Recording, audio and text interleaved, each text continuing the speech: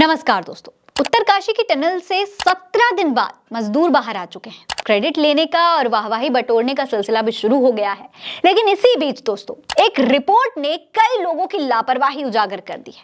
इस एक रिपोर्ट के बाद तमाम सवाल खड़े होने लगे हैं कि क्या उस दुर्घटना को रोका जा सकता था?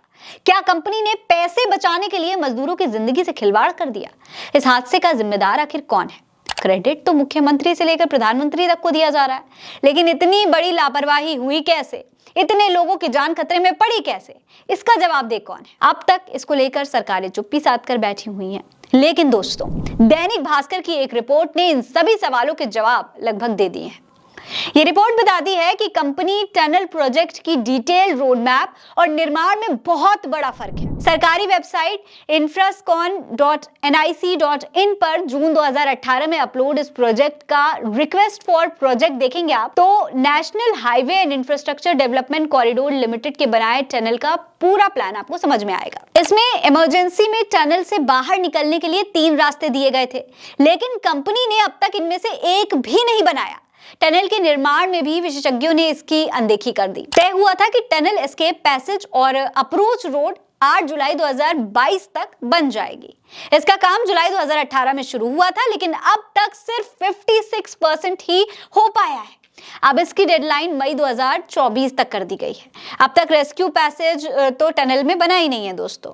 यानी आप सोच सकते हैं कि अगर टनल में इनमें से एक भी एस्केप पैसेज होता तो उस हादसे के दौरान थोड़ी बहुत कोशिशों से ही मजदूरों को बाहर निकाला जा सकता था। भूवैज्ञानिक नवीन जुयाल, रवि चोपड़ा और एसपी सती ने बताया है कि इस प्रोजेक्ट का भूवैज्ञानिकी और भू तकनीकी सर्वे भी ठीक से नहीं हुआ है। जिस जगह पे ये सुरंग बनाई गई है वो मेन सेंट्रल थ्रस्ट के करीब है और यहाँ पर भूकंप आने की संभावना रहती है। अक्सर यहाँ पर भूकंप आते रहते हैं, लेकिन सर्वे में इस बात को नजरअंदाज कर दिया गया। एक्सपर्ट्स के मुताबिक इस प्रोजेक्ट की डीपीआर और निर्माण कंपनी के काम की अच्छे से जांच होनी चाहिए थी। इसके अलावा एक और बहुत बड़ी बात जो इस रिपोर्ट से निकलकर सामने आ रही है वो ये है कि सिलक्यारा सुरंग चूने के चट्टान के क्षेत्र पे बनी हुई है, जिससे इसके बार बार ढहने का खतरा भी बढ़ जाता है।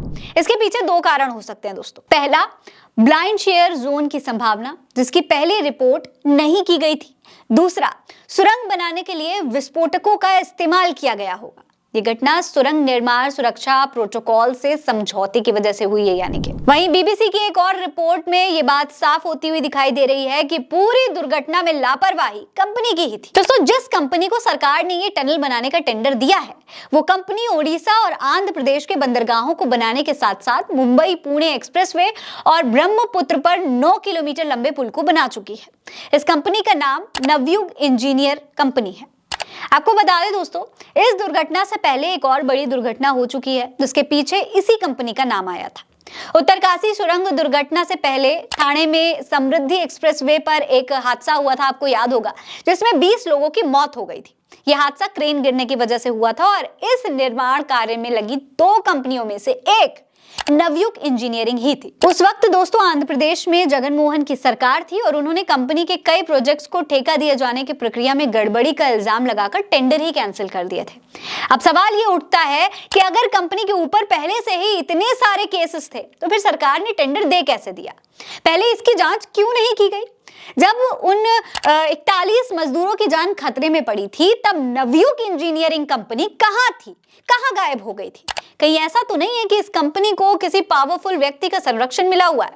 आपको क्या लगता है? अपनी राय हमें कमेंट सेक्शन में लिखकर बताइए। ये खबर आप उल्टा चश्मा यूसी पर देख रहे हैं। मेरा नाम फरहीन अंसारी है। जय हिंद, जय भारत।